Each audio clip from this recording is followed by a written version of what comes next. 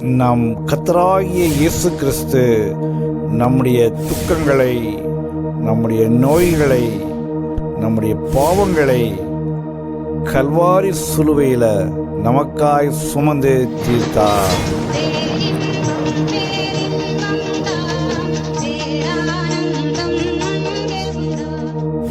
இந்த பேரின்ப நேரத்திற்கு உங்கள் யாவரையும் அன்பாய் அழைக்கிறோம்.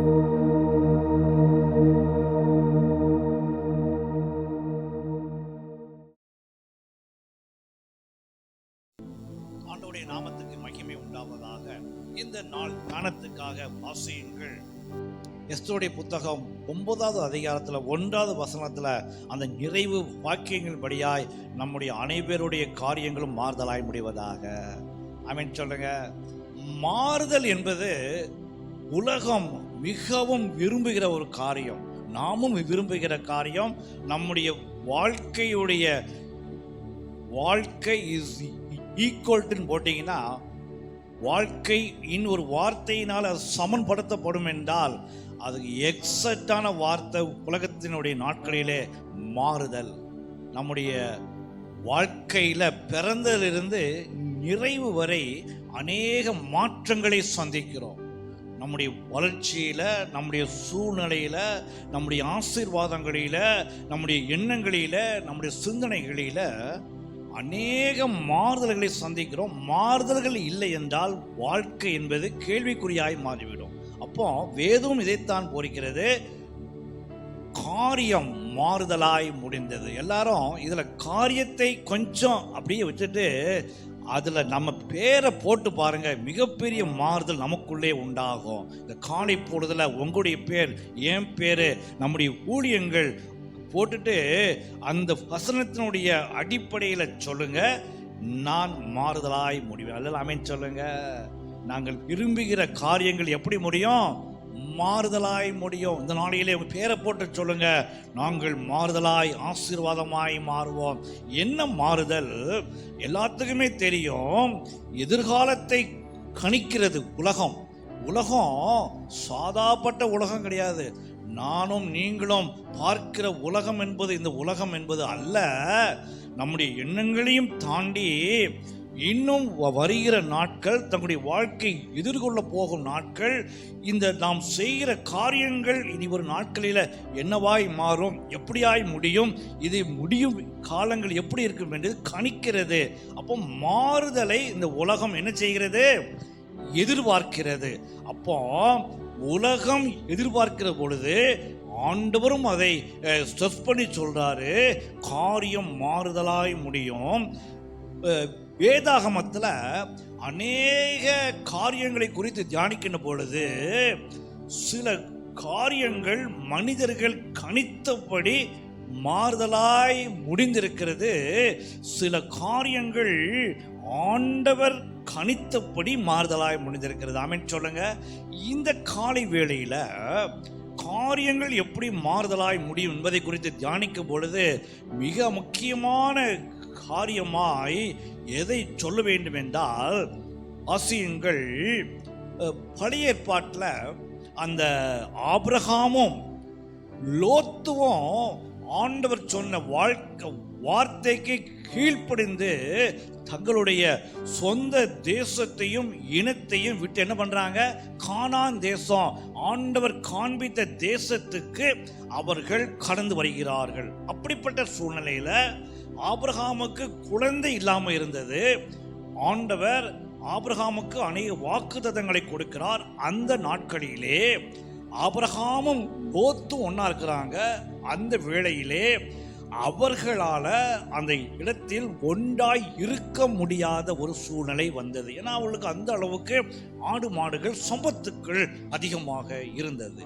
அதை வைத்து பிரச்சனைகள் வந்த பொழுது ஆபிரகாம் ஒரு முடிவு எடுக்கிறார். என்ன முடிவு எடுக்கிறாரு? அவருடைய அண்ணன் மகன் லோத்து, அவருடைய பங்காளி இருக்கிறார். என்ன சொல்றாரு? பா, மாலை பெரிய பிரச்சனை இருக்குது, இந்த இடம் பூரா நமக்கு தான் இருக்குது, அதனால ஒரு முடிவு பண்ணுவோம். நீ அந்த பக்கம் இருந்தா நான் இந்த பக்கம் இருக்கேன், நீங்க இந்த பக்கம் இருந்தா நான் அந்த பக்கம் போறேன்னு சொல்லி அவர்களுக்குள்ளதாக ஒரு முடிவு பண்ணி, நன்றாய் புரிந்து கொள்ளுங்கள், இங்கே தான் மாறுதல் என்ன என்பதை ஆண்டவர் நமக்கு திட்டம் தெளிவுமாக போதிக்கிறார். நம்முடைய வாழ்க்கையும் இதோடு இணைந்து தான் இருக்கிறது. நீங்கள் படித்தாலும் சரி, வேலை பார்த்தாலும் சரி, இல்லது வாழ்க்கையில் எந்த வயதில் இருந்தாலும் சரி, எதிர்காலம் இங்கே உங்களுக்காக காத்து கொண்டிருக்கிறது. என்ன முடிவு பண்ணுனா என்ன மாறுதல் வரும்? ஆமீன் சொல்லுங்க.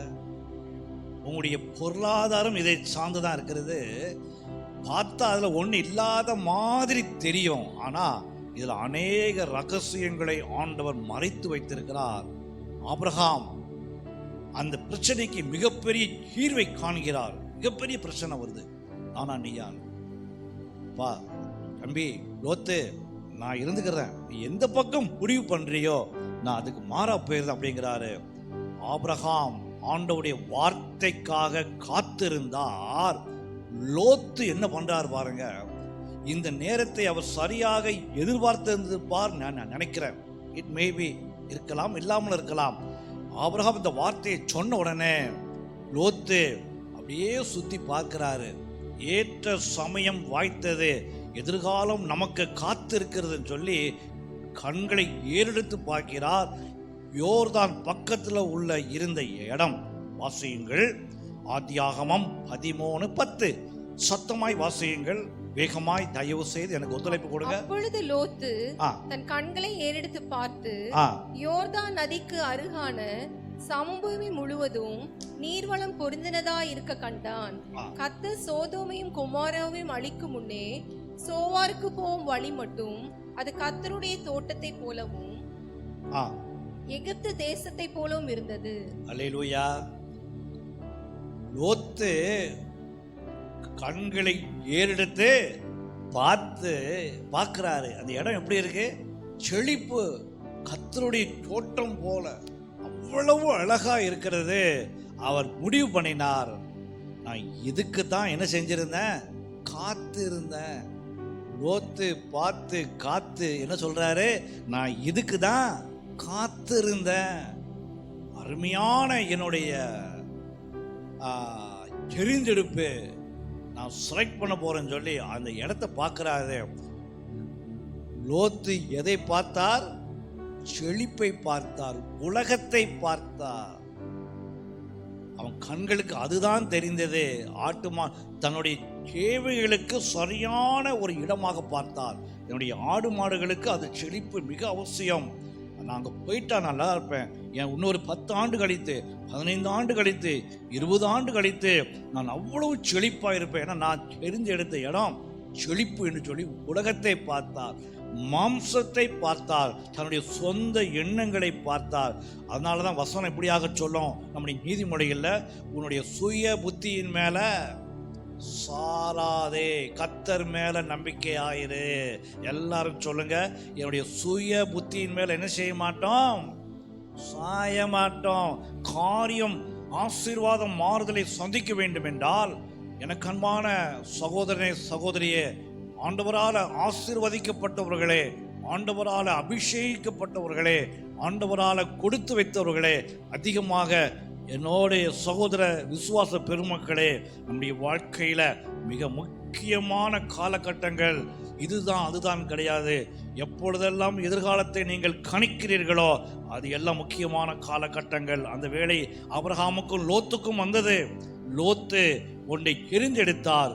உலகத்துக்கு அடுத்த அந்த ஞானத்தை பயன்படுத்தி செழிப்பை தெரிந்தெடுத்தார். மிகப்பெரிய ஒரு அறிவை பயன்படுத்தி எதிர்காலத்தை கணித்தார். இன்னும் 40 ஆண்டுகள் இப்படி இருக்குன்னு சொல்லி கணித்தார். ஆனால் அவர் தேர்ந்தெடுத்த இடம் உண்மையிலே வெளிப்பார்வைக்கு செழிப்பாக இருந்தது. நல்ல அவருடைய தேவைகளை சதிப்பதற்கு அது சரியாக இருந்தது. ஆனால் அங்கே கொண்டு மறைந்திருந்தது என்ன தெரியுமா? ஆண்டவருடைய பார்வைக்கு அது அழிக்கப்பட வேண்டியதாக இருந்தது. நம்முடைய வாழ்க்கையில மாற்றம், எதிர்பார்க்கிற மாற்றம், காரியங்களுடைய மாற்றம் ஆசீர்வாதத்தை நோக்கி அமைய வேண்டுமா, இல்லது ஏமாற்றத்தை நோக்கி அமைய வேண்டுமா? நாமே இன்று முடிவு செய்வோம். எனக்கு அன்பான ஆண்டவருடைய ஆசீர்வாதத்தை பெற்றவர்களே, ஆண்டவரால் அபிஷேகிக்கப்பட்டவர்களே, ஆண்டவருடைய ரட்சிப்புக்கு வழிநடத்தப்பட்டவர்களே, எனக்கு அன்பான சகோதரர்களே, இந்த காலை வேளையில வாழ்க்கை என்பது சாதாரணப்பட்டது அல்ல. வாழ்க்கையுடைய தெரிந்தெடுத்தல் என்பது ஆசீர்வாதமான மாற்றங்களை கொடுக்க வேண்டும். ஆபிரகாம் அமைதியா இருக்கிறார். பா, நான் இருக்கிறேன், நீ எந்த பக்கம் எடுத்தா கூட நான் அந்த பக்கம் போறேன். லோத்து என்னுடைய மாம்ச எண்ணங்களை பயன்படுத்தினார். ஆனால் ஆண்டவருடைய பார்வைக்கு அந்த சோதோம் கோமராவுடைய மக்களுடைய பாவம் மகா கொடியவர்களாயிருந்தார்கள். என்று லோத்து சோதோம் கோமராவை தேர்ந்தெடுத்தாரோ அதுக்கு முன்னாலே ஆண்டவர் சோதோம் கோமரா பட்டணத்தை அழிப்பதற்கு நாள் குறித்து விட்டார். ஐயா, காரியம் மாறுதலாய் முடிய வேண்டுமா, ஏமாற்றமாய் முடிய வேண்டுமா, ஆசீர்வாதமாய் முடிய வேண்டும் என்பதற்கு நாமே முழு பொறுப்பு ஏற்க வேண்டும். லோத்து மாம்ச எண்ணத்தை பயன்படுத்தினார், அவருக்குள்ள கேட்டாசை பயன்படுத்தினார். அவருக்கு கிடைத்த அந்த தகவல்கள், அவருக்கு கிடைத்த ஞான அறிவுகள், அன்னைக்கு இருந்த சூழ்நிலையை பயன்படுத்தி முடிவை எடுத்தார். காரியம் ஏமாற்றமாய் முடிந்தது. கையை தட்டி சொல்லுங்க, நாங்க ஒன்றும் லோத்து கிடையாது, நாங்க ஆபிரகாமின் சந்ததிகள். எல்லாரும் ஆமீன் சொல்லுவோமா? லோத்து எப்படி பார்க்கிறார்? தன்னுடைய அறிவை பயன்படுத்தி பார்க்கிறார். அழிவை சந்தித்தார். மாற்றம் ஏமாற்றமாய் மாறினது. ஆபிரகாம் தான் ஆண்டவரையே சார்ந்து கொண்டார். ஹல்லேலூயா சொல்லுவோமா? ஆண்டவர் என்ன பார்த்தார் தெரியுமா? நீ தேசத்தை, ஈழத்தையும் அகலத்தையும் என்ன பண்ணு, நீ பார்க்கிற இந்த பூமி முழுவதையும் நான் உனக்கும் உன் சந்ததிக்கும் என்றென்றைக்கும் இருக்கும்படி கொடுத்து உன் சந்ததியை பூமியின் தூளை போல பெருக பண்ணுவேன். ஒருவன் பூமியின் தூளை என்ன கூடுமானால் உன் சந்ததியை என்ன கூடும். நீ எழுந்து தேசத்தின் நீளமும் அகலமும் எம்மட்டோ அம்மட்டும் நடந்து திரி, உனக்கு அதை தருவேன் என்றார். அல்லேலூயா. அப்போ காரியங்கள் மாற வேண்டும் என்றால் என்ன செய்ய வேண்டுமா? தேசத்தின் நீளம் எவ்வளவோ, அகலம் எவ்வளவோ, அம்மட்டும் நீ என்ன பண்ண, வாக்கிங் போதும். என் கையில கொடுத்தது, உன் வாழ்க்கையை என் கையில கொடுத்தது, நீ செய்ய வேண்டிய முயற்சிகளை செய்து கொண்டே இரு. நல்லா பாருங்க, நீளம் இன்ட்டு அகலம் என்ன பிரதர்? நீளம் இன்ட்டு அகலம் என்ன? ஸ்கொயர் ஃபீட்டு, பரப்பளவு. சரியா? ஏரியா. சரியா? ஆண்டவர் இந்த காலையில நமக்கு கொடுக்கிற மிகப்பெரிய சக்தி. மாற்றம் ஆசீர்வாதமாய் மாற வேண்டுமா, ஏமாற்றமாய் மாற வேண்டுமா? ஆசீர்வாதமாய் மாற வேண்டும் சொல்றவங்களா உங்களுடைய வலது கரங்களை உயர்த்தி காண்பீங்க.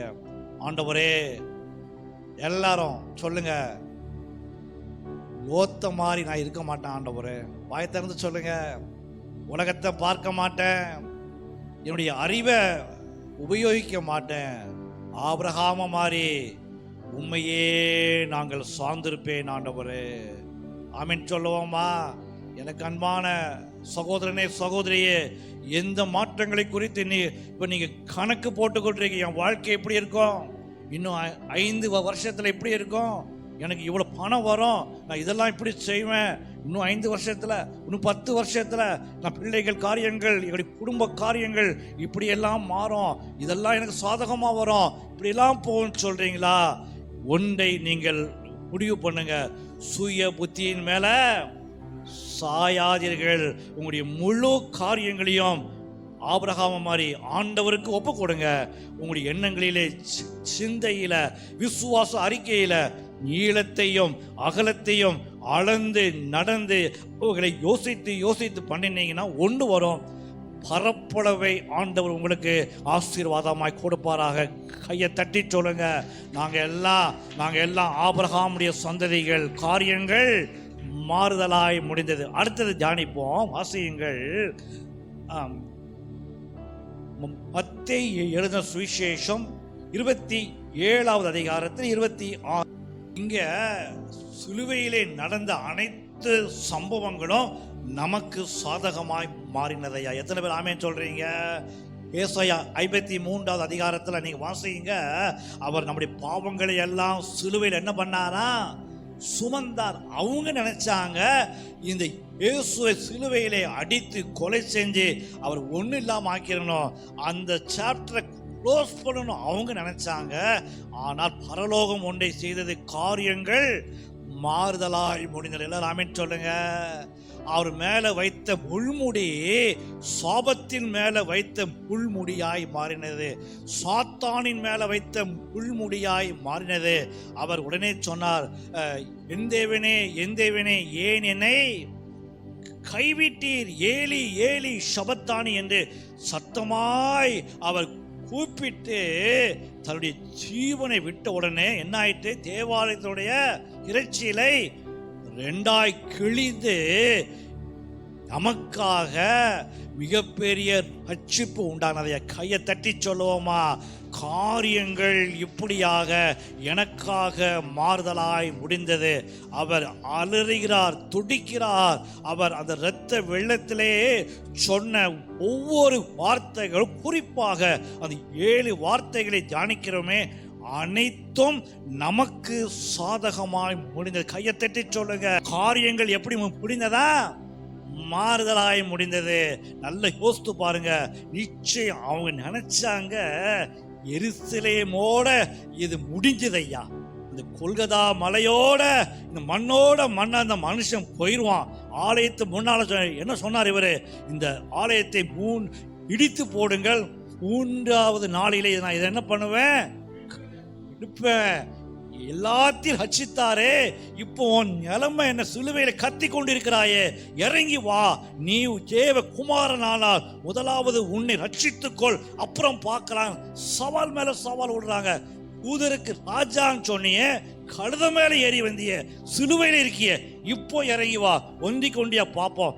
அவர் ஏலி லாமா சொன்னோன்னு என்ன சொல்றாங்க தெரியுமா? நன்றாக அதை வாசித்து பாருங்கள். இவன் எலியாவை கூப்பிடுறான், இவனே தூக்கி அடிச்சிட்டோம், எலியா வரட்டும், அவனையும் ஒரு கை பார்ப்போன்னு அந்த கூட்டங்கள் எலியாவை அடிக்கிறதுக்கு அப்பேற்பட்ட கொடூர கூட்டங்கள் முன்னால இவனுடைய ஆண்டவர் அமைதியா இருக்கிறார். ஏன் தெரியுமா? சிலுவையில அவர் இருக்கும் பொழுது இந்த நுளம்பூரை அவர் பார்த்து கொண்டிருந்தார். ஐயா, என்னையும் உங்களை பார்த்து கொண்டுதான் அவர் சிலுவையில இருந்திருப்பார். காரியங்கள் இப்படியாக மாற்றமாக முடியும் என்று அவர் நிச்சயமாக எதிர்பார்த்திருப்பார். அந்த எருசலேமிலே அவரை கல்லறையில் வைத்தார்கள், சீல் பண்ணாங்க, எல்லாம் நடந்தது. ஆனால் அவர்கள் மறந்துட்டாங்க. இன்னும் 2, 3, 10 ஆண்டுகள், அன்னைக்கு சிலுவையில் அடித்த நாளிலிருந்து 10 ஆண்டுகளுக்குள்ளதாக இயேசுவினுடைய சுவிசேஷம், அவருடைய வல்லமை சென்னையில் உள்ள சென்ட் தாமஸ் மவுண்ட்ல புனித கோமாவினாலே பிரசங்கிக்கப்படும் என்பதை மறந்து போனாங்களா? ஆமென் சொல்லுங்க. காரியங்கள் மாறுதலாய் முடிந்ததையா.